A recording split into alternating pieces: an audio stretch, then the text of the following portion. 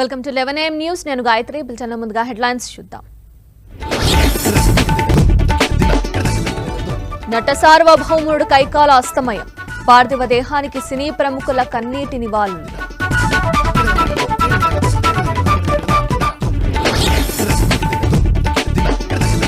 కైకాల మరణం సినీ రంగానికి తీరని లోటు. కుటుంబ సభ్యులకు చంద్రబాబు, లోకేష్ సంతాపం.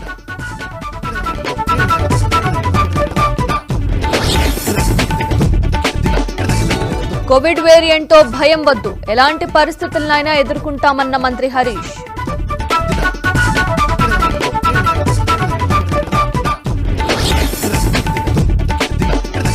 టీ కాంగ్రెస్ లో సంక్షోభానికి డిగ్గీ రాజా ట్రీట్మెంట్. మాణిక్యం ఠాకూర్ పై వేటుకు సీనియర్ల పట్టు.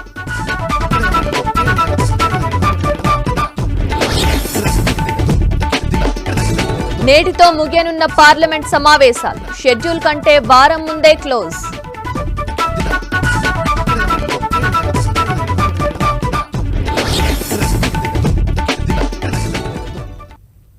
డీటెయిల్స్ చూద్దాం. ఏఐసీసీ నేత దిగ్విజయ్ సింగ్ మాట్లాడుతున్నారు. లైవ్ లో చూద్దాం. शीट दिए बंद रखा गया है, जमानत नहीं होने दे रहे हैं।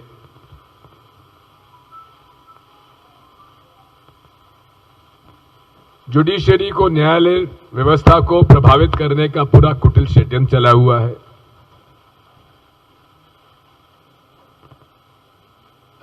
धार्मिक उन्माद फैलाकर नफरत का बीज बोया जा रहा है। इन सब बातों को लेकर कांग्रेस पार्टी ने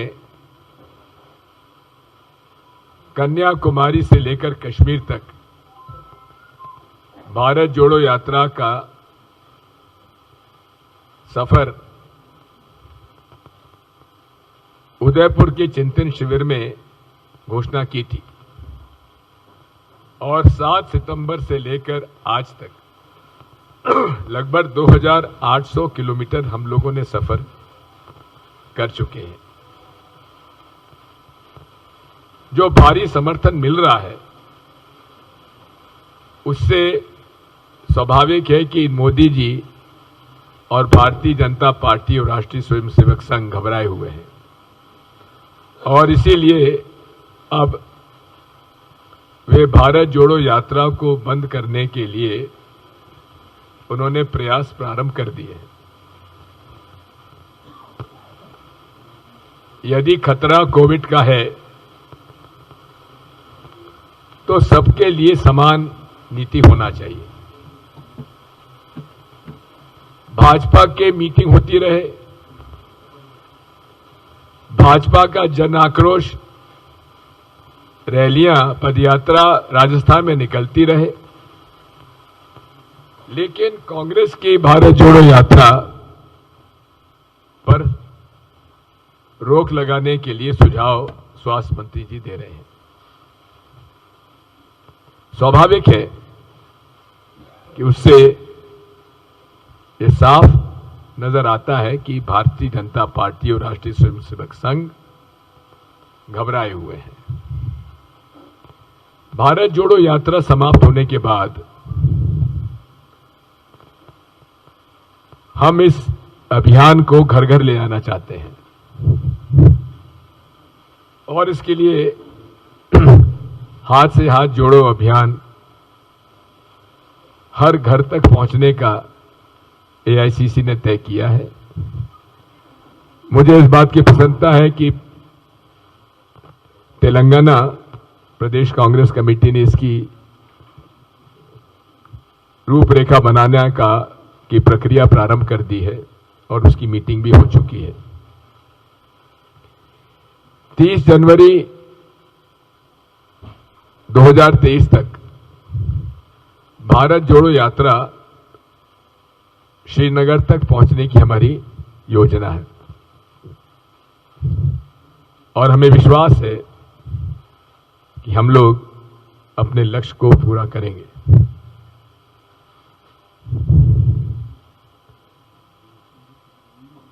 तेलंगाना राज्य बिना कांग्रेस के समर्थन के बन नहीं सकता था। तेलंगाना राज्य को बनाने का यदि श्रेय किसी को जाता है तो कांग्रेस पार्टी को जाता है कि जिन्होंने कि 2004 के चुनाव में वादा किया था और वो 2013-14 में पूरा किया। केसीआर साहब कितना ही कहें, लेकिन टीआरएस के उस समय कितने, 2 लोकसभा में कितने, 2 संसद सदस्य थे। क्या 2 लोगों से तेलंगाना का राज्य का गठन हो सकता था? नहीं हो सकता था। केसीआर साहब ने बहुत वादे किए थे, क्या क्या वादे किए थे उसका एक अपना इतिहास है। लेकिन तेलंगाना राज्य गठन के बाद उन्होंने कांग्रेस के खिलाफ अपना अभियान चलाया।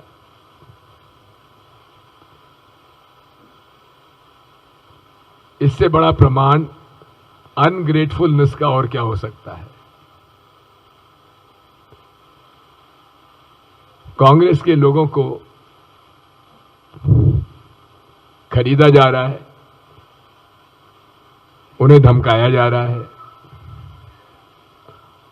और भारतीय जनता पार्टी जिस प्रकार से लोगों को खरीद फरोख्त करके धमकाकर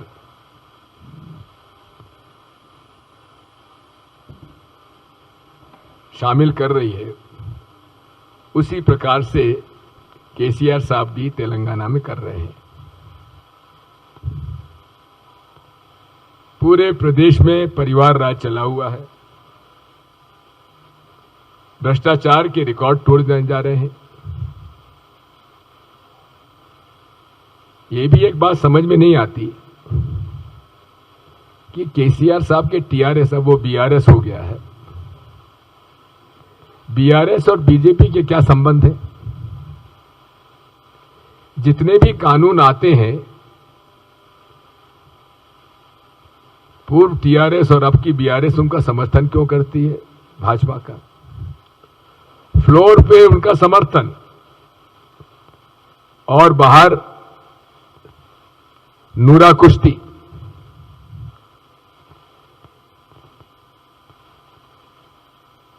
ये सब बातें जनता के सामने आनी चाहिए।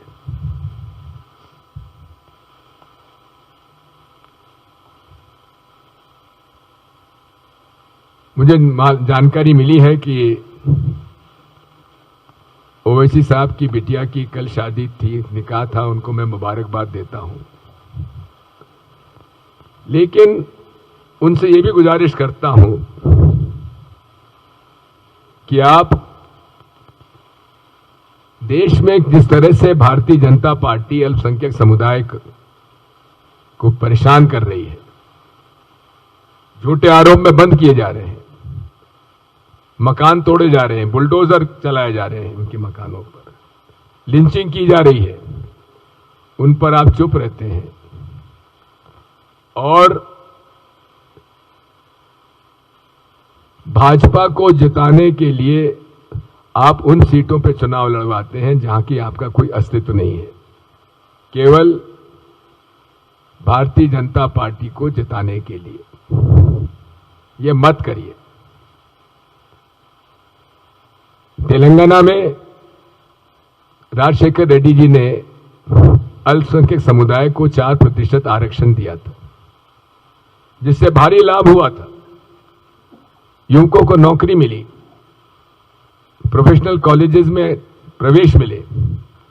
उसको 4% से घटाकर 3% कर दिया गया, जबकि 2014 में इन्होंने वादा किया था इलेक्शन मैनिफेस्टो में कि हम 12% करेंगे। आज तक ओवैसी साहब इस पर मौन क्यों है? क्यों नहीं इस बारे में बात करते? क्यों केसीआर साहब की आप वो मदद करते हैं जब वो वादे आपके नहीं निभा रहे हैं? क्योंकि उनको भी अपनी दुकान चलानी है। कांग्रेस वो पार्टी है जिसने कभी ना भाजपा से समझौता किया है, ना कभी धार्मिक उन्माद फैलाने वाले संगठनों से कभी समझौता किया है। हम लोग गांधीवादी विचारधारा के लोग हैं। प्रेम सद्भाव के साथ इस भारत के संस्कार और संस्कृति का पालन करते हुए पूरे विश्व को एक परिवार मानते हैं, और उसी के लिए हम लोगों ने भारत जोड़ो यात्रा प्रारंभ की है। साथियों, राजनीति में महत्वाकांक्षाएं होना स्वाभाविक है, और हर व्यक्ति की महत्वाकांक्षाएं होती हैं, लेकिन पार्टी का अनुशासन सर्वोपरि होता है। मैं सभी कांग्रेस जनों को, और विशेषकर बड़े जितने सीनियर लीडर्स हैं कांग्रेस पार्टी के, उनसे हाथ जोड़कर यही प्रार्थना करूंगा कि वे जो भी बात करना है पार्टी के अंदर करें, पार्टी की लीडरशिप से करें, लेकिन आरोप प्रत्यारोप लगाने की आवश्यकता नहीं है।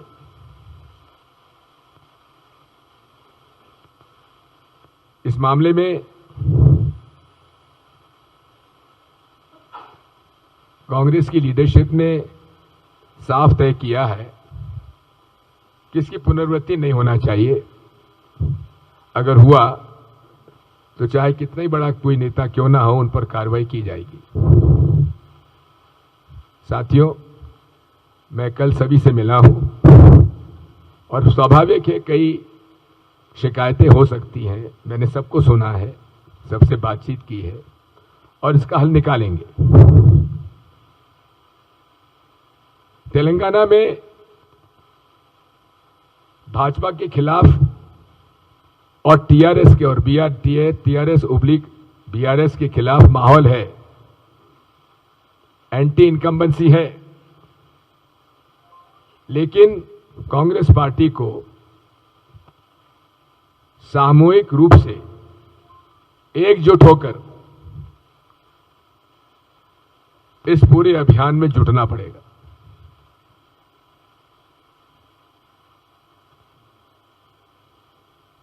एकता आवश्यक है,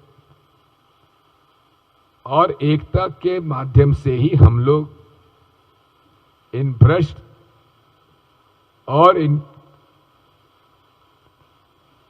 सत्ता लोलुप्त पार्टियों को हरा सकते हैं।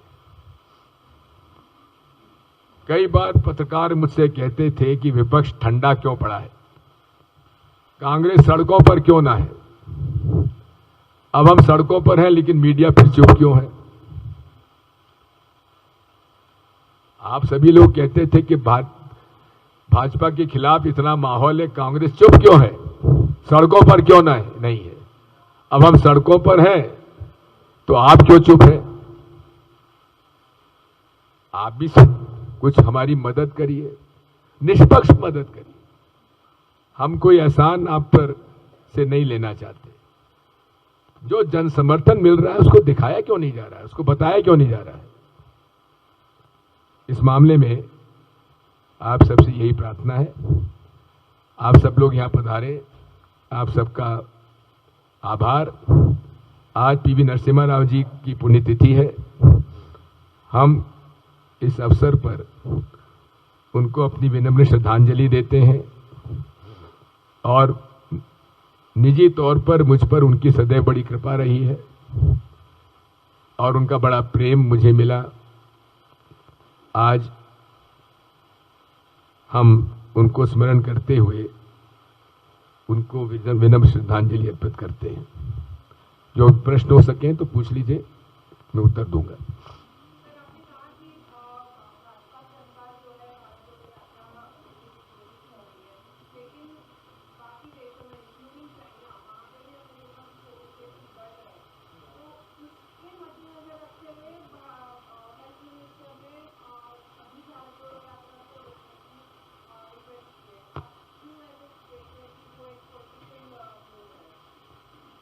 यदि ऐसा है तो उन्हें मैंने 3 प्रश्न किए हैं उनसे।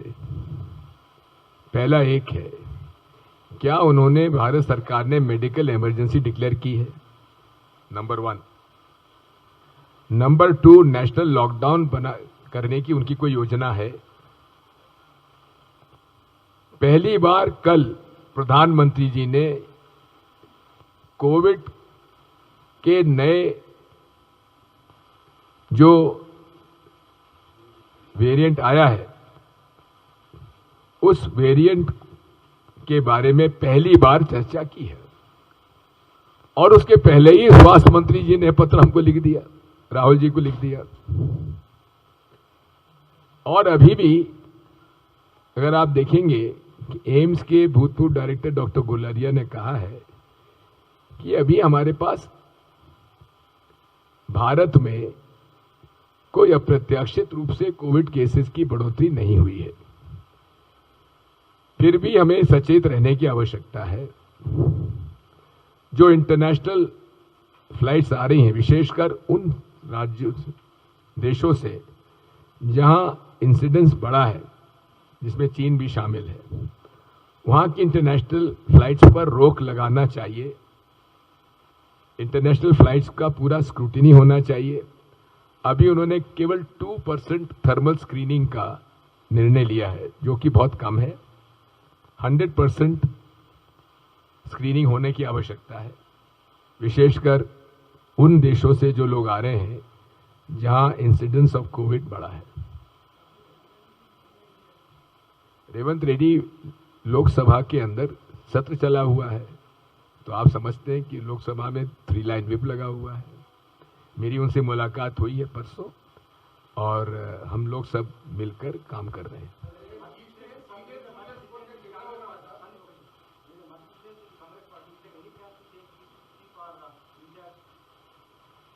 Well, that is not my brief.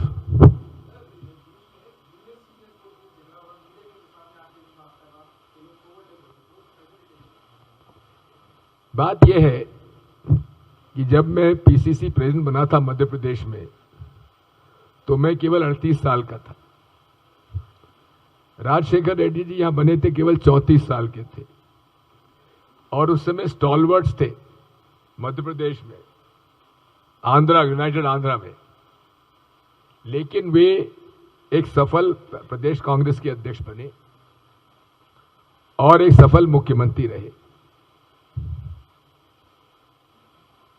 Madhya Pradesh में भी उस समय प्रकाश चंद्र सेठी, श्यामाचरण शुक्ल, अर्जुन सिंह जी, विद्याचरण शुक्ल जी, डॉक्टर शंकर दयाल शर्मा, माधवराव सिंधिया, कमलनाथ जी, मोतीलाल वोरा जैसे सीनियर लोग थे। इसमें जूनियर सीनियर नहीं होता है, अवसर की बात होती है। Yes sir.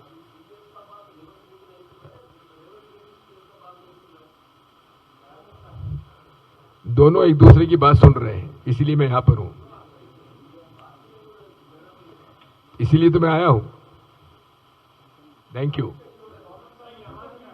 All settled, no problem, thank you.